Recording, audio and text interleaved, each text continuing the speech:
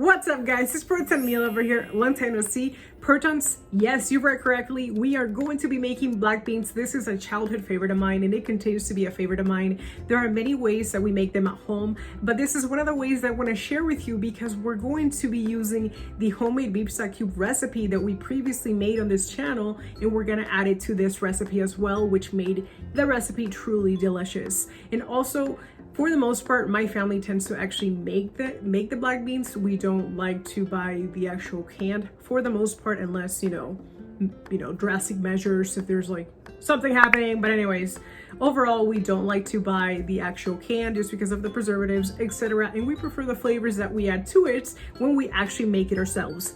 But anyways, I'm excited to share this because, as mentioned, this is a childhood favorite of mine. Are you ready? As always, everything that you guys will need will be down below. And also, if you are new to Proton Mila, feel free to subscribe and also pressing the bell at the top so you can be up to date with everything. And also, don't forget to give me a like if you like this video. Okay, let's get started. Are you ready? 1, 2, 3. And as always, and as mentioned, everything that you guys will need will be down below. Once you get your beans out of your bag, I have left special instructions before you actually get started.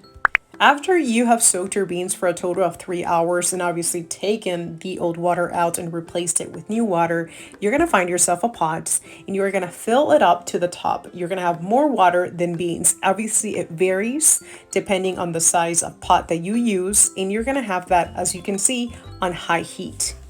Fellow Protons, another thing that I want to let you know in advance, and do not freak out once I say this does take a total of 3 hours to cook. It does seem like a lot, but there is definitely a blessing on making the beans at home versus actually buying it in the store. After the 20 minutes on high heat are done, you're going to keep your heat between medium and high heat for the rest of the cooking time. To be honest with you, the most complicated thing is actually washing the beans, letting them soak, and then, replacing it with new water. That's the most work that you will be doing. After that, you can just start adding spices as the beans cook. After a few minutes have passed, you're going to start noticing that the water is going to start reducing. At this time, because it's still early in the game, you need to still add water to your beans so that they can continue to soften. And then you're also going to be mixing with the opposite side of the spoon to start smashing the beans as well. And here it is, guys. Remember the homemade beef stock cubes? Yes, we still have them. We actually have been using it for the black beans that we make weekly and also the Venezuelan bolognese sauce. And we still have some. On this, I decided to use a total of 6 cubes along with annatto. Returning to my childhood, one thing that I used to do, and I actually do it, still to this day, is actually add sugar to my beans. Yes, it sounds weird, but I'm also part Colombian, and it's actually a very Colombian thing to add sugar to your beans. And I learned that from my grandmother on my dad's side, and honestly, it made him so delicious, and I still love that to this day. If I don't use sugar, I honestly just add mayo because I love the creaminess that comes with it. And it's actually also very normal in my culture to add mayo to your beans.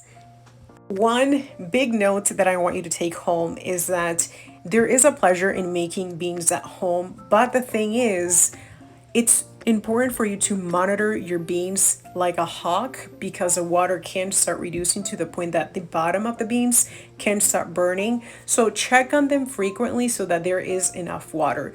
You will start noticing at some points that it's gonna start getting creamy. And guys, we cannot forget the wonderful benefits that we get from eating beans, which is the fact that they are a good source of fiber, protein, and folate.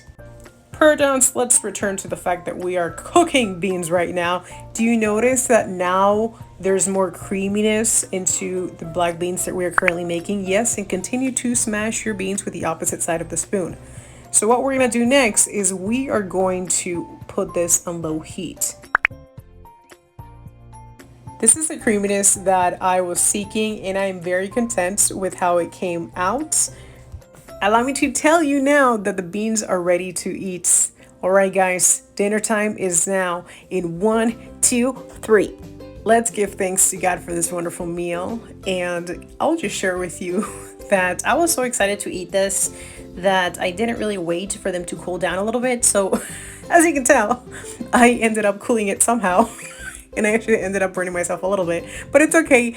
They were so delicious, and I thank you so much for sticking around, and I hope you guys get to try this out. All right, guys, see you guys in the next video. Bye.